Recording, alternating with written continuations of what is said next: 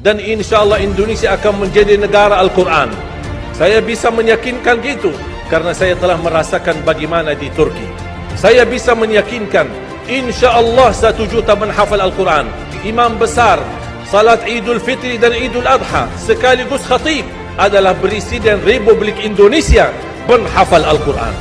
Itu yang saya yakini, dan saya tidak pernah merasa lelah.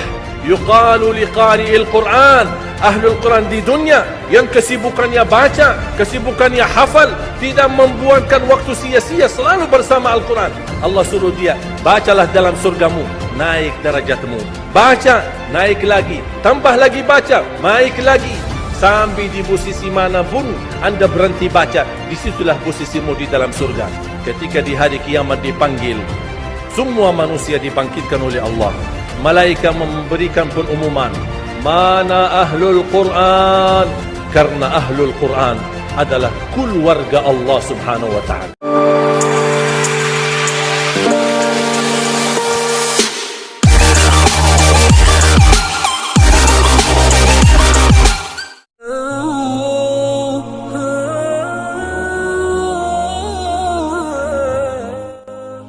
Saya memiliki harapan yang sangat tinggi. InsyaAllah Indonesia, sepanjang apapun kegelapan, sepanjang apapun kegelapan kezaliman, sepanjang apapun kehilangan keadilan, InsyaAllah akan datang satu saat terbitnya matahari adil. Dan InsyaAllah Indonesia akan menjadi negara Al-Quran.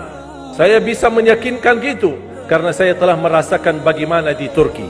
Turki negara sekuler yang ratusan tahun serangi Islam, ratusan tahun menabaikan Islam, tidak boleh kumandangkan azan dalam bahasa Arab, tidak boleh ada rumah tahfiz, tidak boleh ada pesantren, tidak boleh belajar agama, tidak diberikan anak-anak kita bisa belajar dengan sendirinya Al-Quran. Semuanya dilarang dengan keras, bahkan terancam orang-orang yang melanggar aturan itu. Allah Subhanahu wa ta'ala melahirkan seorang presiden yang bisa membaca Al-Quran. Coba buka di YouTube bacaan Erdogan bagaimana. Itu dilahirkan dari negara sekuler. Saya bisa meyakinkan insyaAllah 1 juta menghafal Al-Quran. Dan bapa ibu mudah-mudahan masih punya umur akan mendengar pengumuman besar. Imam besar salat Idul Fitri dan Idul Adha sekaligus khatib adalah Presiden Republik Indonesia menghafal Al-Quran. Itu yang saya yakini, dan saya tidak pernah merasa lelah. Dan saya selalu berkata sama istri, kalau saya mati itu pun karena saya bersama Al-Quran. Wallahi jamaah sekalian, yang bersama Al-Quran tidak akan merugi. Berkah rizkinya, berkah umurnya, terjamin kebahagiaan. Allah Subhanahu wa ta'ala hanya minta satu, berkenan bersama Al-Quran di dunia. Apa yang kita dapat? Apa yang akan dibalas? Akan Al-Quran temani kita di dunia, akan temani kita saat sakratul maut, akan temani kita di kuburan membela kita, akan menemani kita saat kita dibangkit oleh Allah, akan menemani kita saat hisab, akan menemani kita saat berjalan di atas sirat yang sangat tipis dan panjang, bahkan tajam jalanannya. Begitu sampai ke surga, apakah Al-Quran melepas? Tidak akan melepas. Al-Quran masih berkenan, padahal kita hanya cuma sekali berteman sama Al-Quran di dunia. Dia begitu luar biasa panjangnya bertemanan sama kita sampai ke surga, bahkan akan temani kita masuk surga. Sebagaimana bersabda Rasulullah SAW, yuqalu liqari'il Quran, ahlul Quran di dunia yang kesibukannya baca, kesibukannya hafal, tidak membuangkan waktu sia-sia, selalu bersama Al-Quran. Allah suruh dia, bacalah dalam surgamu, naik derajatmu. Baca, naik lagi, tambah lagi baca, naik lagi.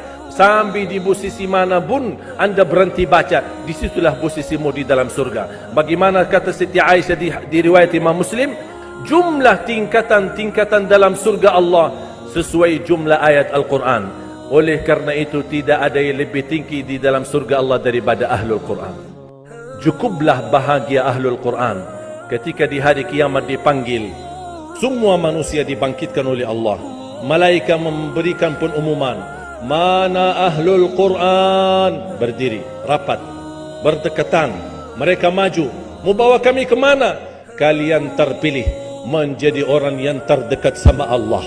Karena Ahlul Quran adalah keluarga Allah Subhanahu wa ta'ala. Bukan hanya kita sendiri yang mendapatkan anugerahnya dan manfaatnya. semua keluarga kita, termasuk orang tua kita dan orang yang ada di sekitar kita. Makanya jemaah sekalian, kalau anda gagal penghafal Al-Quran, anakmu pun gagal penghafal Al-Quran, jangan sisahkan walaupun saham menjadi saksi baik di hadapan Allah. Ya Allah, saya belum hafal, anakku gagal penghafal Quran, tapi insya Allah hartaku, usahaku, pikiranku, tenagaku bisa terus memperjuangkan Al-Quran. Apa saja, ya Allah, insya Allah menjadi saksi baik. Dan nanti di hari kiamat, insya Allah kita bersama Ahlul Quran mendapatkan syafaatnya Al-Quran di hari kiamat. Kita sangat membutuhkan ayat-ayat yang dikumandangkan ketika meninggal dunia. Insya Allah setiap satu huruf akan disalurkan 10 kebaikan.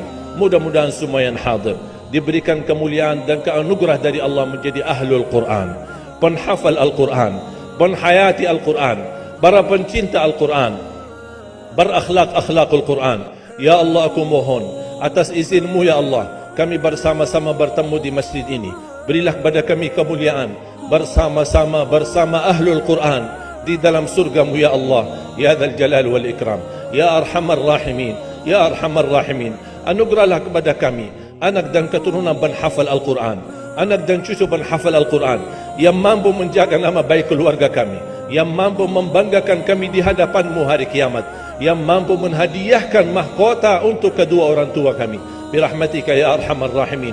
Ya Allah, maafkan kalau kami tidak berhasil menjadi penghafal Al-Quran, tapi ya Allah, kami kurbankan nyawa kami, harta kami, usia kami, tenaga kami, pemikiran kami, ilmu kami untuk Al-Quran, agar Indonesia ke depan menjadi negara Al-Quran, agar Indonesia menjadi contoh terbaik untuk mata dunia, agar bisa kita melahirkan.